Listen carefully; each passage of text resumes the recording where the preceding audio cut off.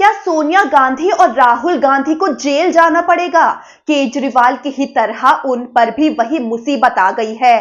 दरअसल एक तरफ नेशनल हेराल्ड केस में सोनिया गांधी और राहुल गांधी को आरोपी बनाया गया है, वहीं दूसरी तरफ रॉबर्ट वाड्रा से लगातार पूछताछ हो रही है।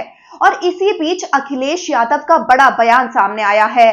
भुवनेश्वर में मीडिया से बातचीत करते हुए समाजवादी पार्टी अध्यक्ष अखिलेश यादव ने कहा कि कांग्रेस ने खुद ईडी बनाई थी, आज वही ईडी उन्हें परेशान कर रही है। वो बोले कि अब वक्त आ गया है कि ईडी जैसे विभागों को खत्म कर देना चाहिए।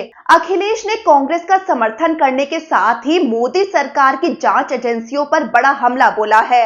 अब बात करते हैं नेशनल हेराल्ड केस की। ईडी ने सोनिया गांधी को आरोपी नंबर 1 और राहुल गांधी को आरोपी नंबर 2 बनाया है। सोनिया गांधी और राहुल गांधी के खिलाफ शिकायत पीएमएलए की धारा 44 और 45 के तहत की गई है। धारा 45 मनी लॉन्ड्रिंग के मामलों में जमानत को बहुत सख्त बनाती है, यानी जमानत मिलना मुश्किल हो सकता है।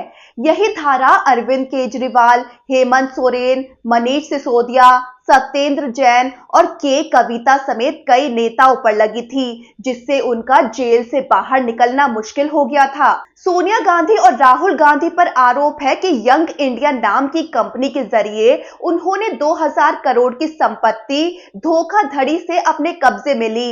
यंग इंडियन में सोनिया राहुल की 76% हिस्सेदारी थी और इस कंपनी को मात्र 50 लाख रुपए में एजेएल के 99% शेयर ट्रांसफर कर दिए गए।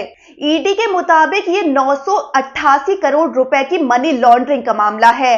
कोर्ट इस केस की अगली सुनवाई 25 अप्रैल को करेगा और अगर चार्जशीट पर कोर्ट ने संज्ञान लिया तो यह गांधी परिवार के लिए अब तक की सबसे बड़ी कानूनी चुनौती बन सकती है। लेकिन कहानी यहीं खत्म नहीं होती। प्रियंका गांधी के पति रॉबर्ट वाड्रा भी ईडी के रडार पर हैं।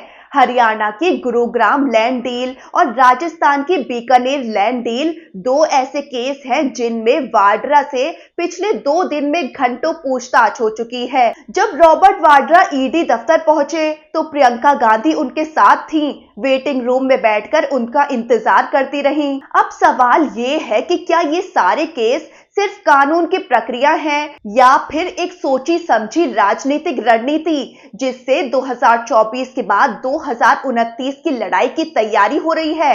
कांग्रेस के कार्यकर्ता इन कार्रवाई को राजनीतिक प्रतिशोध बता रहे हैं। देश भर में प्रदर्शन हो रहे हैं और विपक्ष की आवाज उठ रही है कि जांच एजेंसियों का इस्तेमाल विपक्ष को चुप कराने के लिए किया जा रहा है। तो आप क्या सोचते हैं? क्या ये सब कुछ कानूनी जांच है या वाकई में गांधी परिवार को फंसाने की तैयारी की जा रही है?